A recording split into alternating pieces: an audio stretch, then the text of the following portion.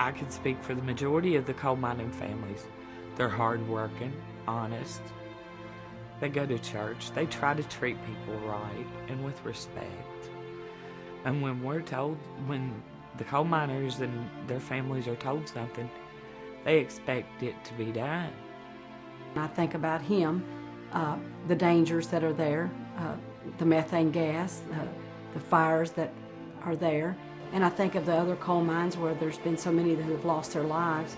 And a lot of the coal miners that I know don't have any education, and that is why they're working in the coal mines. You live with that thought, anything can happen. I've let my husband go underground for 23 years, worrying and wondering if God was going to take care of him or if it was going to be something disaster. You get up in the morning, you make their breakfast, you pack their lunch, and you kiss them and they go out the door. And you don't know if they're going to come back that evening. And by the grace of God, they do. He worked knowing that when he was able to retire, that he would be taken care of and that his family would have their health insurance, for the remainder of the time that they were here. But with what the coal mines is trying to do, they're trying to take what the men have paid for. They were promised insurance until they died. And of course my husband is deceased. He died 2 years in June. And we received a letter shortly before he died and said they were putting him under Patriot coal. And he said, wait a minute, read that letter to me again. I said, it says they're putting your insurance under Patriot coal. And he said, this isn't right. He said, this is a big screw up, because he said, I hadn't worked a day for Patriot coal. It would really, really upset him. Like I said, he was proud to be a union miner, and he always said we never would have anything, but we would have good insurance, till we died. And he said that means more than anything. They're trying to say that we don't deserve this. Well, where do they get that right? How do they tell us we don't deserve what killed my husband? These men put in 25, 30, 35 years, some have even 40. And they gave their best years to that company. And now they want to roll them under the bus. The medical is so important to us because we cannot afford to pay for the health care at the price that it is. Who's going to take us with all these pre-existing illnesses?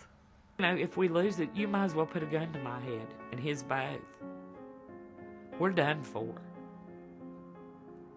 I do the best I can to take care of my husband. But without that health care coverage, I'm screwed. I would live, maybe, for a while, till this pacemaker battery runs out. Then I'll be dead. And if I quit taking my medicine, I run a great, great risk of a stroke. And I know there's other older people that's in worse shape than I am. Heart disease and vascular disease, and I'm diabetic, and I've had 2 back surgeries, hysterectomy. I think my doctor counted like 25 surgeries that I've had. And I take a barrel full of medicine, and there's just no way that I could afford it. No way. I would probably have to sell my house. I don't think I'd have any choice. But I am really fortunate because it's just me. There is some people that have sick children, that have sick wives, that have cancer, and I really don't know how they'll make it. They may not be as fortunate. They may not have a house to sell, and I have no idea what they will do. If our plan goes away, I will finish up what medicine I have, and I won't take any more. I cannot and will not be able to afford it.